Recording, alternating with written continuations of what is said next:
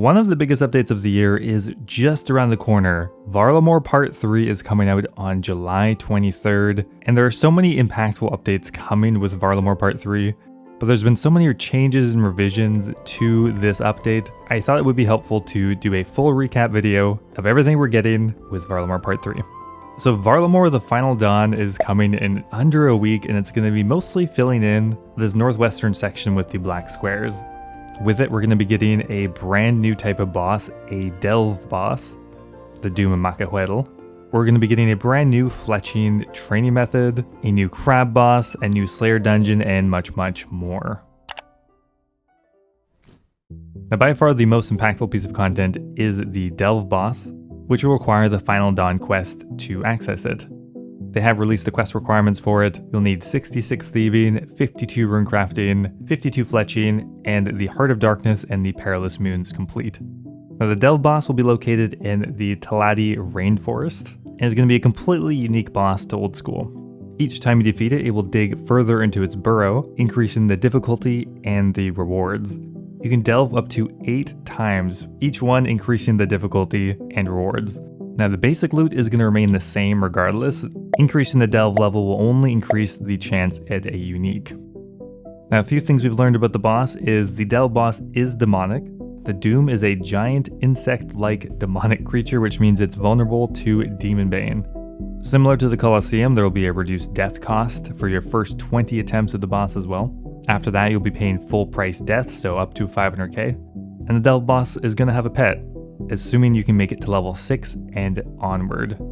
Now, the biggest meta changes are probably coming from the rewards from this boss. We have 3 major rewards, those being a new mage weapon, the Eye of Ayak, a new Tribird boot, the Avernic Treads, and an upgraded pair of mage gloves, the Confliction Gauntlets. Now, starting with the Eye of Ayak is going to be a new mage weapon that will sit somewhere between the Sanguinesti Staff and the Tumican Shadow. The DPS difference I calculated earlier in the year is roughly about a 15% increase over the Sanguinesti, which is actually significant. Plus, it has a special attack as well, which will drain magic defense equal to the damage dealt. You can see that mostly across the board, you're getting well over a 15% DPS increase. At places you'd use magic like a Whisperer, you're getting a 17% increase. Olm Hand, you're getting a 16% increase over a Sang Staff. Zulrah, 16-17% increase. Now, this is a 3-tick weapon, so that is a factor. You have to get used to attacking faster, moving faster. It'll require more skill to use, but for such a big DPS increase over a Sang Staff, definitely worth using. This will require 83 magic to use the Eye of Ayak, and can be charged with Death Runes and Chaos Runes, or a Demon Tier, which is going to be a new drop from the Doom.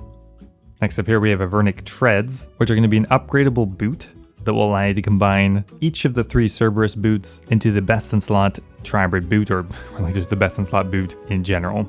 Now, the boots will be dropped in a base form, which you can equip immediately.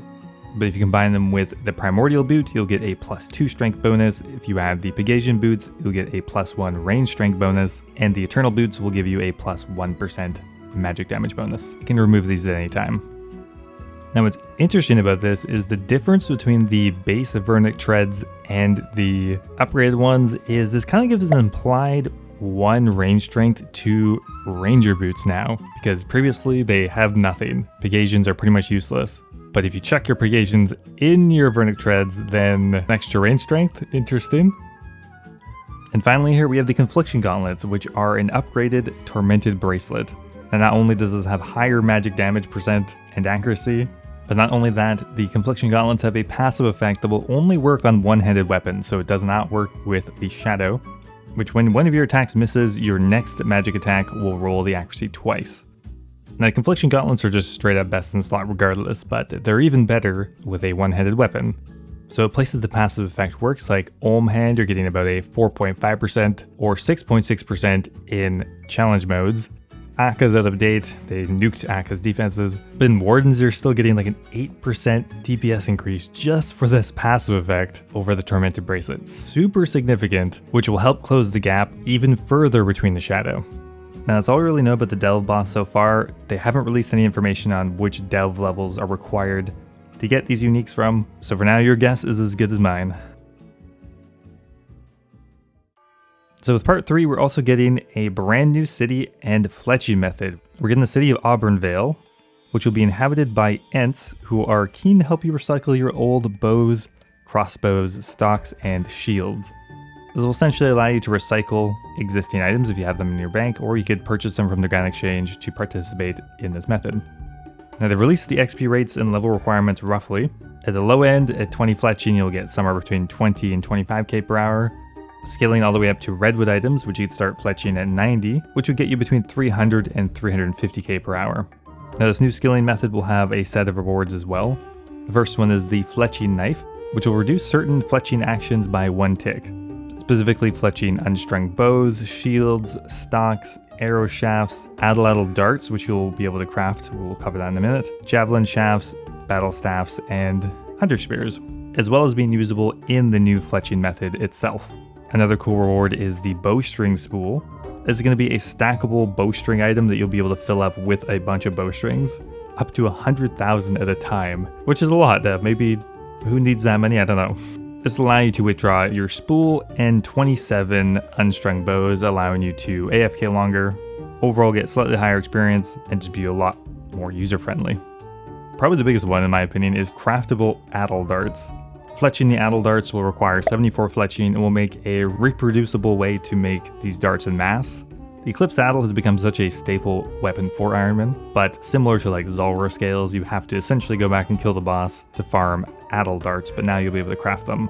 Now to be able to craft addle darts, you'll need to get one of 2 resources, either a broken antler from the new Custodia Stalkers, which will make 10 darts per antler, or you can get an Ent branch from the new fletching minigame, which will also make 10 darts per branch. And there's even going to be a couple cosmetic rewards as well. We get the Greenman Mask, which will be a tradable cosmetic that you can add different forestry leaves to. Another use for forestry leaves, let's go! And finally here, a new POH carving. Okay, next up here we have the Custodia Pass Slayer Dungeon. Now to access the dungeon, you will need to complete a quest. They'll have a requirement of 54 Slayer, 45 Fishing, 41 Construction, 36 Hunter, and Children of the Sun. Now the dungeon will be home to a bunch of different Slayer monsters, but there will be a brand new one, the Custodia Stalker. This new monster will drop a new unique item, the Antler Guard, which is going to be a offhand tribrid shield, which will require 50 prayer to wield. This item is quite interesting because it has a pretty solid spread of offensive stats for all 3 styles, including a 5 prayer bonus, but it has negative 15 in each defense stat, which for the most part doesn't matter for most people, but is a pretty unique new type of item placement. Now we're getting another new NPC that I'm not sure if it's going to be in the dungeon, but we're getting a new type of Nagua that will complete the mid-level dual hitting trifecta. What I mean by that is we're getting the Earthbound Tekpotl, which is going to be the stab version of the double hitting Nagua weapon, so similar to the Glacial Tomatl or the Sulfur Blades. This will be a stab version of it, requiring 55 attack to wield, and will be a pretty solid mid-game stab weapon. Now another small update that we're going to get is the Gemstone Crab. This will be a new AFK combat boss that can be killed in a group or solo. The crab will be roaming around the Talali rainforest, and you can find them in a few different locations. No clue what this is going to look like. It sounds like you're just going to left click the crab boss and slowly kill it in a large group or on your own.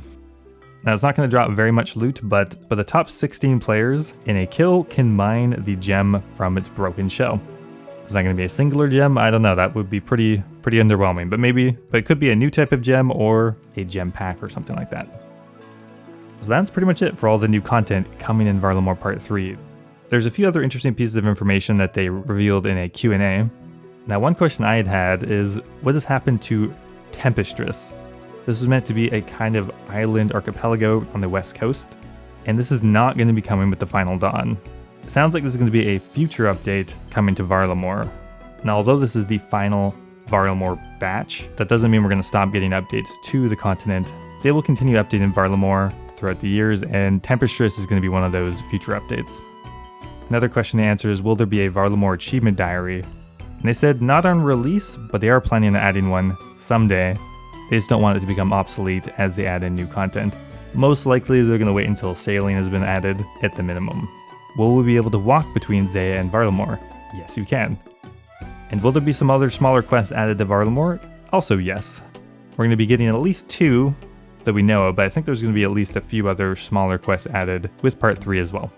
So that's it for all the major content coming on Wednesday. Super excited to try out Varlamore part 3 in the Delve boss. Let me know what you guys think of it down below, and I'll see you on Wednesday.